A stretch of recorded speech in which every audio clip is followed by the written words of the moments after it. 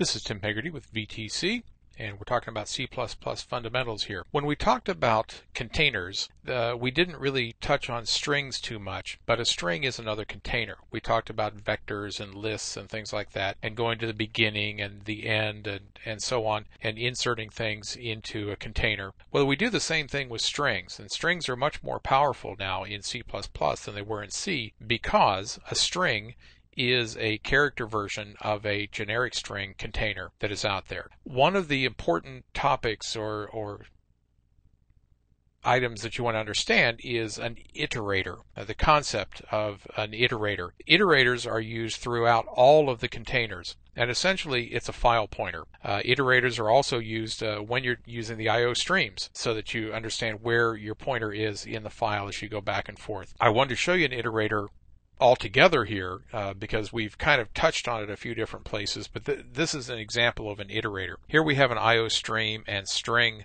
includes in our code, and a little itty-bitty piece of code here. Here we create a new string called str, and it's going to be initialized to test string. So here's the test string value, which will be the initialization of string. And now we're going to create a thing called it, which is the iterator, and that is a string iterator. So you see with our scope there, so we've picked up an iterator, we make a new one. So now this it understands how a string iterator is supposed to function and what size it is, and you know how many bytes can be in it and so on. So here we'll set up a for loop, and we'll say that it is equal to string.begin, and the begin method of the string class will return an iterator. So that returns an iterator into it as long as it is less than string.end. So this method returns the iterator that's at the end of the string. So as long as our current value in this it iterator is less than the end, we're good to go. We can run off the end of the string